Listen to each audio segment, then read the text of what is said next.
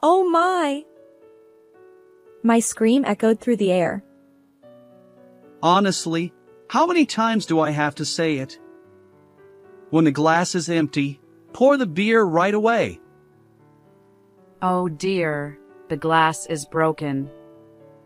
Isabella, clean it up quickly. Honestly, when will you grow up? This is insane. Why are these people so nonchalant about doing such things? My name is Isabella, a 26-year-old housewife. I've always been slow-witted. From the moment I entered elementary school, I realized I was falling behind. I was scolded by teachers countless times. Why couldn't I do such simple things? My parents are neither particularly enthusiastic about education nor completely neglectful. When my test scores were poor, they'd say, "Do better next time," and when it continued, they suggested, "How about going to a cram school?" I tried attending a cram school once, but the teacher's pace was too fast for me to keep up. Gradually, I became reluctant to go, and I started spending time at the park instead. However, I was soon caught when the cram school contacted my parents because I hadn't been showing up. I ended up quitting the cram school. That's when things started to go downhill for me. The moment I gave up, realizing that nothing could be done, everything became inconsequential, and I started hanging out with a bad crowd. Middle school was the worst time. Every day, we loitered at a convenience store, getting into cigarettes and alcohol. I'd leave home after my parents went to sleep and return before they woke up. That cycle continued. As a result, attending regular classes during the day was impossible, and I spent most days just sleeping. It was like going to school only for lunch. Later, I managed to get into a high school where you could enroll just by writing your name, but I had no motivation to study and dropped out. At that time, I left home after endless arguments with my parents, creating a rift between us. Since then, I've been working tirelessly at part-time jobs while living alone. But as I started working and living independently, I realized how much my parents had supported my life. The chores my mother did as a matter of course weren't actually ordinary, and my father going to work every day wasn't a given. I understood how I had taken their support for granted and how naive I had been. Still, back then, due to a mix of pride and embarrassment, I couldn't bring myself to visit my parents and apologize. After that, I resolved to live earnestly. In between my part-time jobs, I revisited the basics of compulsory education. 3 years later, I passed the GED exam and decided to take the evening courses at a university. Somehow, I managed to scrape by with the minimum passing score. I was overjoyed. Although it was a lower-ranked university, it's incredible that someone like me, who used to be foolish, could go to university. Feeling a bit embarrassed, I wrote a letter to my family, sharing only the news that I had been accepted to an evening university without revealing my address. From then on, I continued my life, working during the day and attending university at night.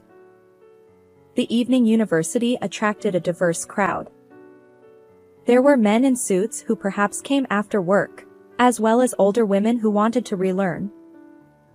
Interacting with these people allowed me to understand various perspectives, and I consider it a valuable experience. After graduating from university, I landed an office job at a small company. If my old friends saw me now, they'd surely be surprised. My life had changed significantly. And my life took another turn, a meeting with Michael. Michael was a senior colleague at the same company. He was the one who taught me the ropes when I joined. Eventually, he started inviting me out for meals, and our relationship naturally blossomed. 3 years later, he proposed, and we got married. He wanted me to focus on our home, so I decided to leave my job. I never dreamed that the rebellious girl I once was would end up leaving her job for marriage. When it came to informing my parents about the marriage, I could only do so through a letter. After all, we had parted ways in a heated argument back then, and I feared they might no longer care about me. Following our marriage, I ended up living with my in-laws in their home. My husband was the eldest son, and it was customary for the in-laws to live together. During the marriage introduction, I didn't have a negative impression of my in-laws, and there was a part of me that craved family love, so I agreed to cohabitate without much thought. Little did I know that this would mark the beginning of a living hell.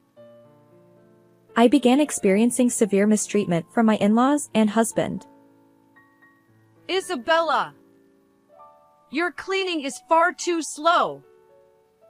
Bathroom, toilet, weeding the garden. Do it more efficiently. Hey! I asked for tea. How long do I have to wait? Unbelievable! Hey, for breakfast, I prefer bread. I'll have yogurt. Mornings are for yogurt and fruit. My in-laws and husband were shamelessly demanding. Despite this, I clung to the strange notion that I needed their approval to be accepted by this family and in this house. So, I continued to be meek. Unfortunately, this only fueled their audacity even further. Isabella, give me a massage. Ah, excellent. I'll be next. Well then, after Dad, maybe I'll get one too. One person, 30 minutes each, for a total of an hour and a half of massages. And afterward, I brewed tea and served store-bought dessert to everyone, as if I were a housekeeper. I gradually began to suspect that I was being used for their convenience by my in-laws and husband. As a result, imperfections started creeping into the household chores I had previously executed flawlessly, and my in-laws and husband began blaming me for those shortcomings. Their tyranny escalated, and before I knew it, my in-laws and husband had turned into terrible manipulative individuals. Oh my! My scream echoed through the air. Honestly, how many times do I have to say it? When the glass is empty, pour the beer right away. He slammed the table as he spoke. The impact caused a glass to fall at my feet. Oh dear, the glass is broken. Isabella, clean it up quickly. Honestly, when will you grow up?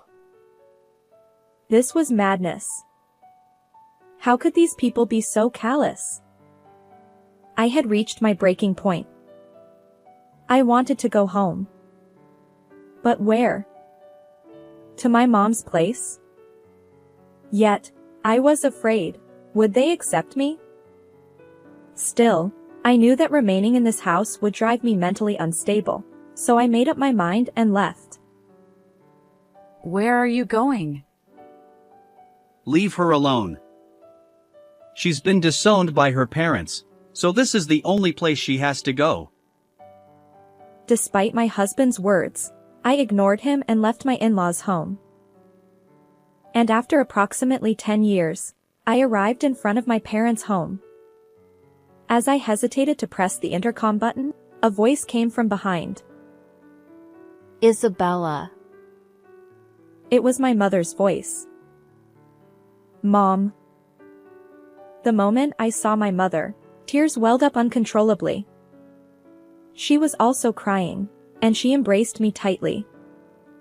She welcomed me into the house, and there, I met my father after a long time.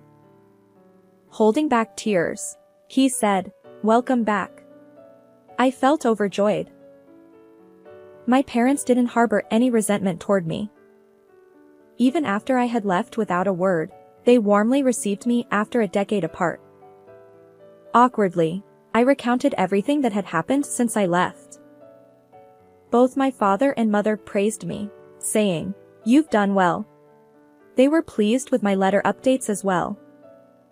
As for the matter with my in-laws and husband, they were furious on my behalf. They advised me to divorce that person without hesitation. A few hours later, I received a message from my husband. Where are you now? It's time to come back. I replied, I'm currently at my parents' house. I won't return to that home anymore, so let's get a divorce. Almost immediately, my husband called. His angry voice made it hard to understand what he was saying, but it seemed he wanted to come here to persuade me.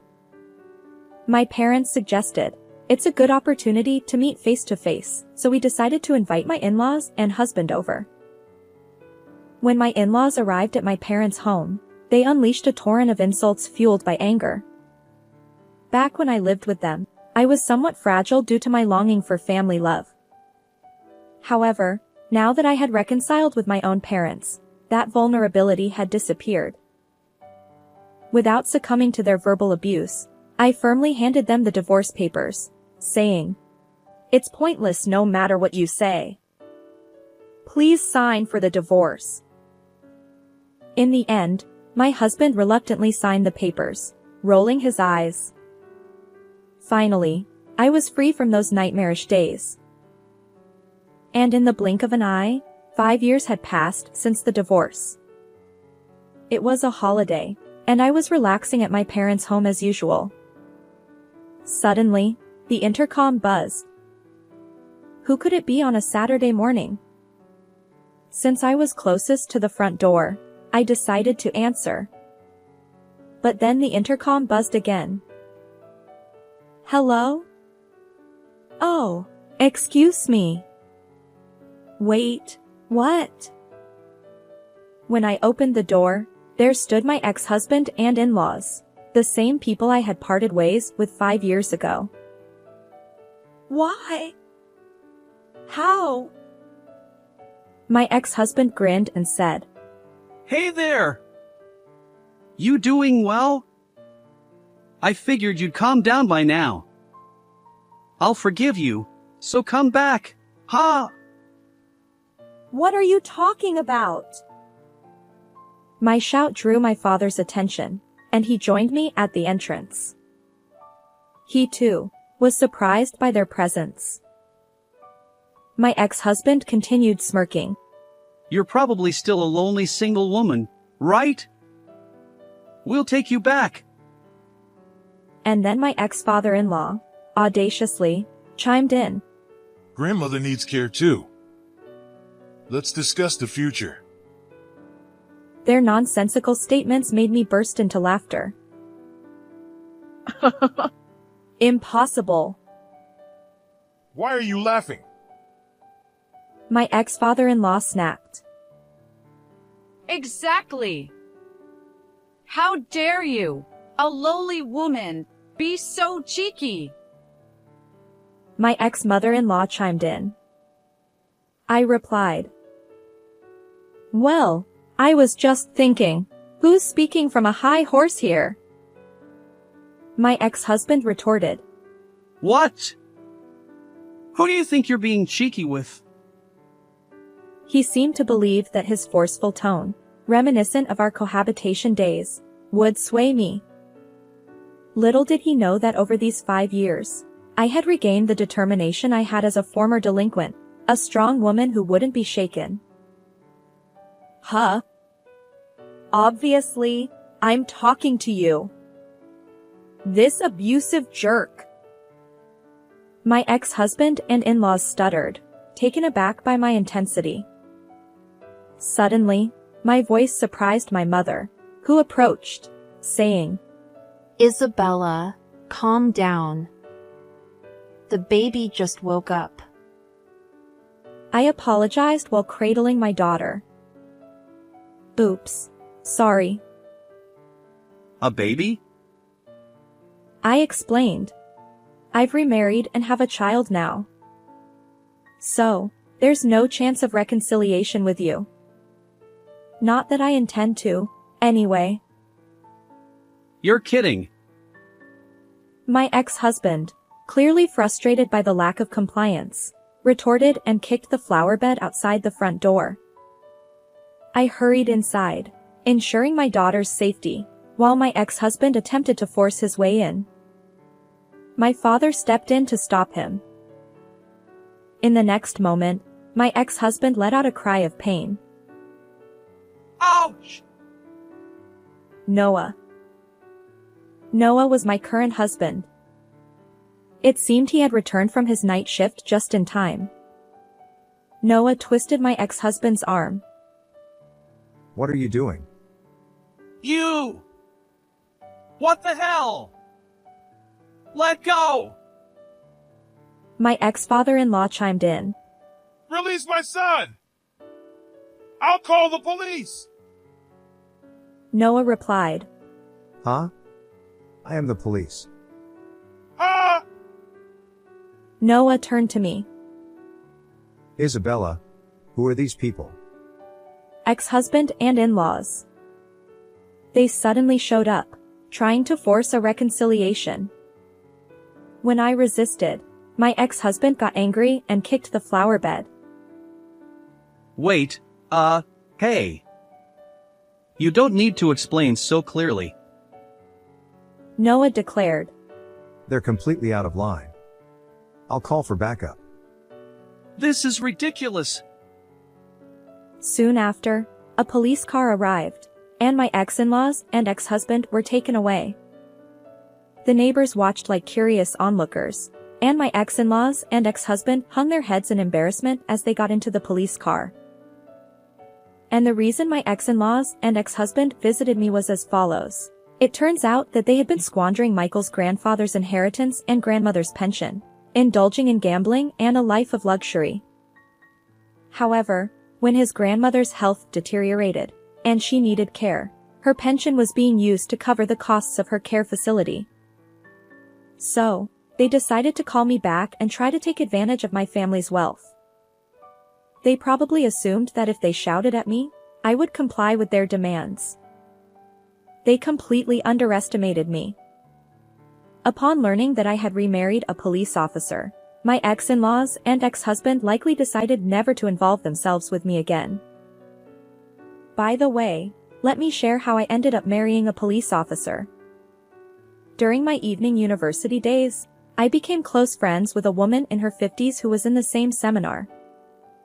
Even after graduation, we continued to meet up for drinks regularly. After my divorce from my ex-husband, she suggested that I meet her nephew, Noah. We hit it off, and that's how we ended up getting married. Life is unpredictable, and I never imagined finding happiness through such connections and bonds. Moving forward, I plan to enjoy each day while nurturing a good relationship with my husband, parents, and watching my daughter grow. How did you find this story? Don't forget to subscribe to the channel. See you in the next video.